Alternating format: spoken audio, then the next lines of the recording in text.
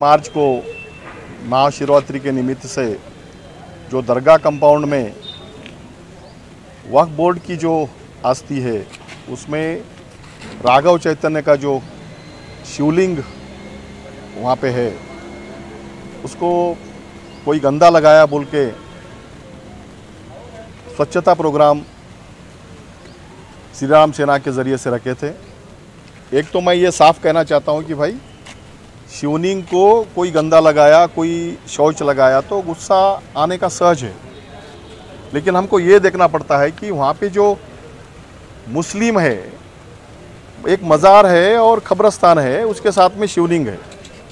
मुस्लिम घर में गंदा कर सकता है लेकिन कब्रस्तान में गंदा नहीं कर सकता। ये कल्चर है उनका, कोई माने या न माने, वो कल्चर है उनका। तो वहाँ पे जानबूझ के शिवलिंग को कोई गंदा लगाना या तो वहाँ पे गंदगी करना, ऐसा कोई मुस्लिम किया होगा ऐसा मैं नहीं मानता।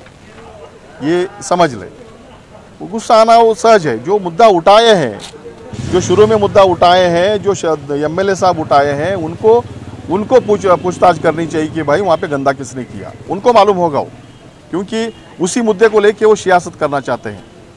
एक तो सूफियों की जगह जो है सभी मिलजुल के चलने वाली जगह है वो। हिंदू, मुस्लिम, सिख, ईसाई सभी लोगों को मिलजुल के चलने का कल्चर है वो। उसी तरीके से बहुत सारे मठ है, मठों में भी सबको मिलजुल के चलने वाली कल्चर है। और ये वहाँ पे जो कल्चर लेके जा रहे हैं, वहाँ पे इनके जो खुद के मंदिर है वहाँ पे दलितों को नहीं आने देते, मुसलमानों को नहीं आने देते, दूसरों को नहीं आने देते, पैसा मात्र लेते हैं, सभी से पैसा मात्र वसूलते हैं। बाकी हाँ, तो ऐसे स्थिति में ये लोग वहाँ पे हमला करने के तरीके से वहाँ पे न आए। और जो कल हम यहाँ पे धरना बैठ रहे हैं, एक तो अनावश्यक अरेस्ट करना रोकें और बेगुनाहों को उसमें से जो अरेस्ट करके 307 से लेके सभी कलम डाले हैं उनको, जो बेगुनाह है उनको छोड़ दें। हमारा संविधान कहता है कि 100 गुनहगार छूटे परवाह नहीं, लेकिन एक बेगुनाह के ऊपर फजूल का इल्ज़ाम नहीं होना चाहिए।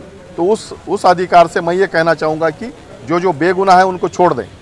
और जो पुलिस वहाँ पे ज़्यादती की है, घबरा करके 2-3 जो जानें चली गई है वो तफ्तीश करके उनको नुकसान भरपाई दें और लोगों में से खौफ का, डर का माहौल ख़त्म करें।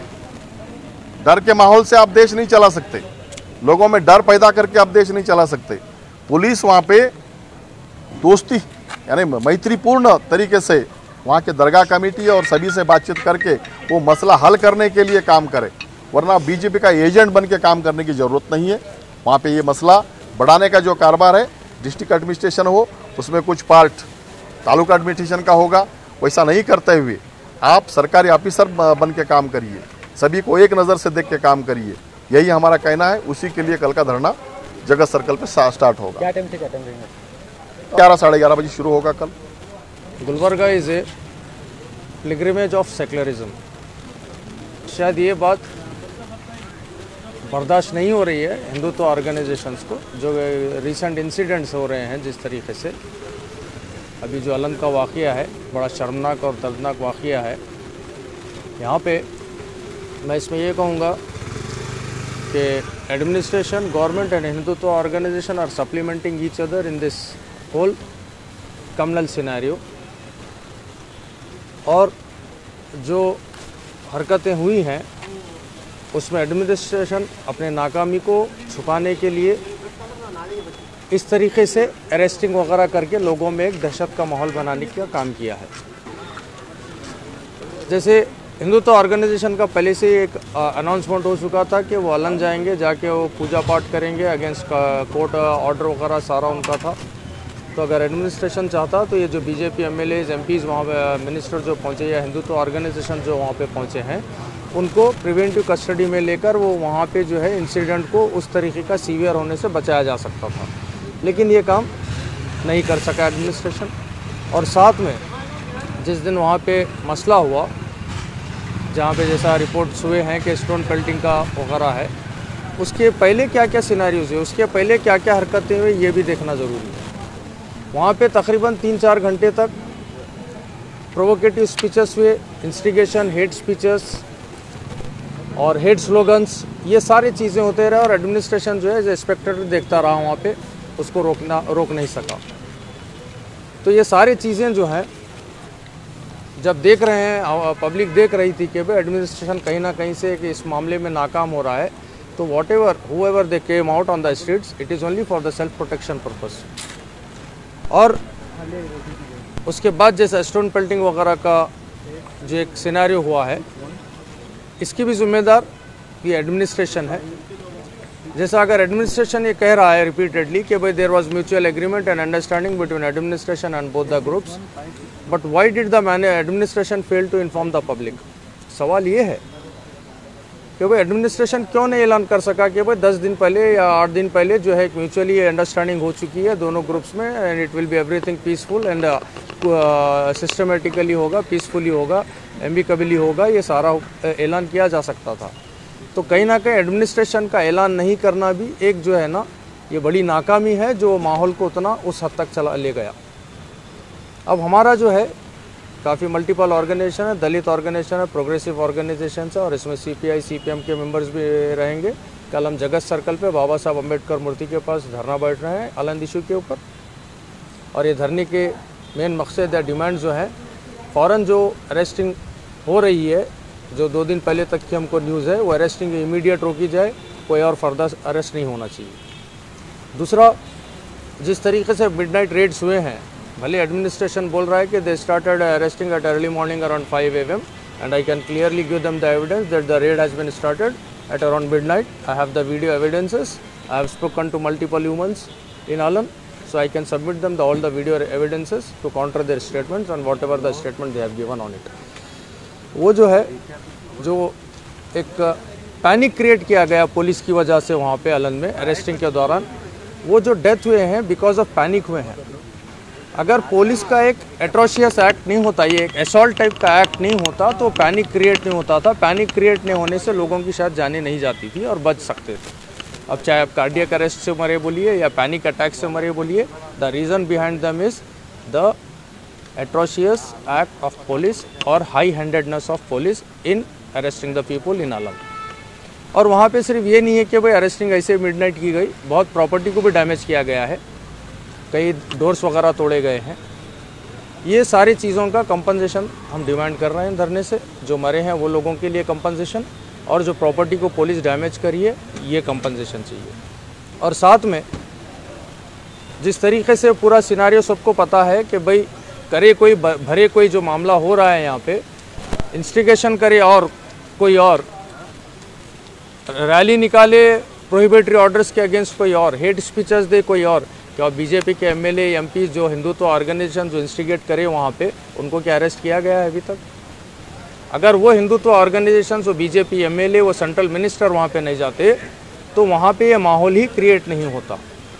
तो ये कहीं ना कहीं, ये जैसे मैं बता रहा था, एडमिनिस्ट्रेशन, गवर्नमेंट और ये हिंदुत्व ऑर्गेनाइजेशन एक दूसरे को फीड कर रहे हैं।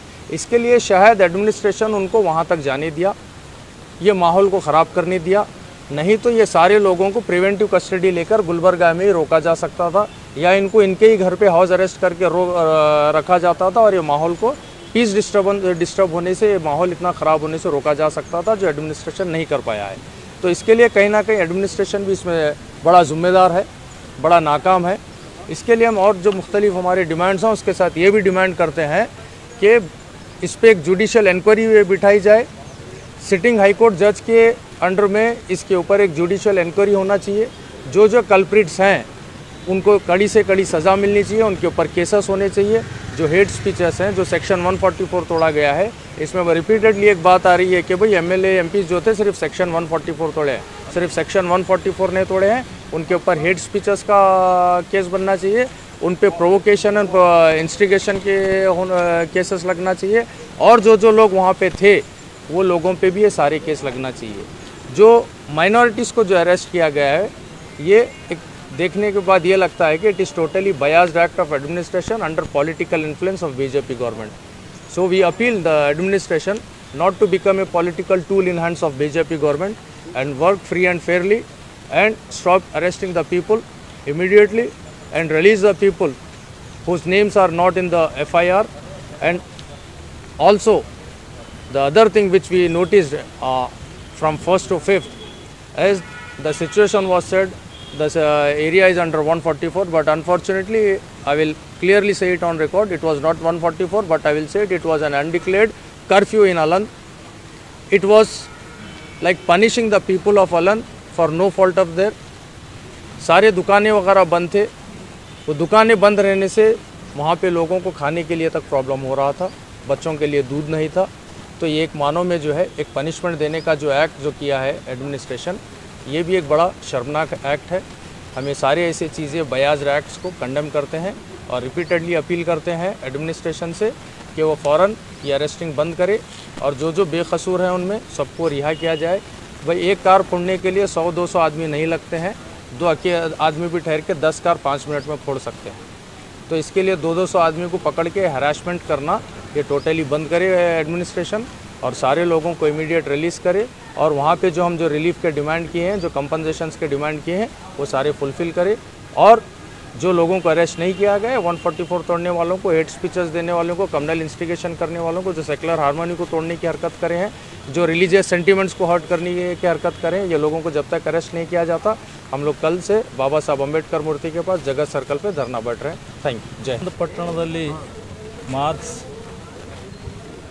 1ರಂದು ಇನ್ನು ಲಾಲ್ಡೆ ಮಸ್ಯಾಕ್ ದರ್ಗಾದಲ್ಲಿ ಶಿವಲಿಂಗ ಶುದ್ಧೀಕರಣ ಕಾರ್ಯಕ್ರಮದಲ್ಲಿ ಏನು ಘಟನೆಗಳು ನಡೆದಿರ್ತಕ್ಕಂಥದ್ದು, ಅಲ್ಲಿ ಅಮಾಯಕರ ಮೇಲೆ ಹಾಕಿರ್ತಕ್ಕಂಥ ಕೇಸ್ಗಳನ್ನು ವಾಪಸ್ ತಗೊಳ್ಬೇಕು ಮತ್ತು ಅಲ್ಲಿ ಏನು ಜಿಲ್ಲಾ ಆಡಳಿತ ಜಾರಿ ಮಾಡಿರ್ತಕ್ಕಂಥ ಏನು 144ನೇ ಕಲಮನ್ನು ಯಾರು ಅದನ್ನು ವಿರೋಧ ಮಾಡ್ಯಾರೋ ಅದನ್ನು ಮುರಿದೋದ್ರ ಅವ್ರ ಮ್ಯಾಗ ಏನಪ್ಪ ಅಂದರೆ ಕ್ರಮ ಜರುಗಿಸಬೇಕು ಮತ್ತು ಒಟ್ಟಾರೆ ಆಳಂದದಲ್ಲಿ ನಡೆದಿರ್ತಕ್ಕಂಥ ಘಟನೆಯನ್ನು ಅದು ನ್ಯಾಯಾಂಗ ತನಿಖೆಗೆ ಒಳಪಡಿಸ್ಬೇಕಂತೇಳಿ ನಮ್ಮ ಆಗ್ರಹ ಇದೆ।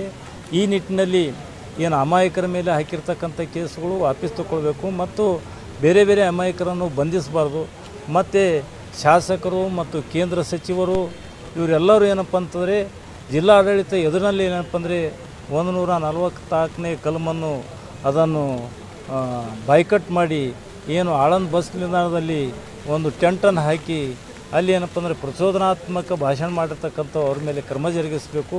ಈ ನಿಟ್ಟಿನಲ್ಲಿ ನಾವು ಏನು ನಾಳೆ ನಡ್ತಕ್ಕಂಥ ಧರಣಿ ಸತ್ಯಾಗ್ರಹದಲ್ಲಿ ನಾವು ಸರ್ಕಾರಕ್ಕೆ ಒತ್ತಾಯ ಮಾಡ್ತಾ ಇದ್ದೇವೆ। ಅಲ್ಲಿ ಏನು ಅಮಾಯಕರು ಏನು ಮೃತಪಟ್ಟಿದ್ದಾರೆ ಅವರಿಗೇನಪ್ಪ ಅಂದರೆ ಸರ್ಕಾರದ ಸೂಕ್ತ ಏನಪ್ಪ ಅಂದರೆ ಪರಿಹಾರಧನ ಒದಗಿಸಬೇಕು ಮತ್ತು ಆಳಂದಲ್ಲಿ ಶಾಂತಿ ಸೌಹಾರ್ದತೆ ಕಾಪಾಡಲು ಯಾವುದೇ ಏನಪ್ಪ ಅಂದರೆ ಪೊಲೀಸ್ ಅಧಿಕಾರಿ ಆಗಲಿ ಬೇರೆ ಯಾರಾಗಲಿ ಅದನ್ನು ಒಂದು ಸರ್ಕಾರದ ಆಳಾಗಿ ಕೆಲಸ ಮಾಡದೆ ಅಲ್ಲಿ ಏನಂತಂದರೆ ಒಂದು ನ್ಯಾಯಪರವಾಗಿ ಕೆಲಸ ಮಾಡಬೇಕಂತೇಳಿ ನಾವು ಆಗ್ರಹ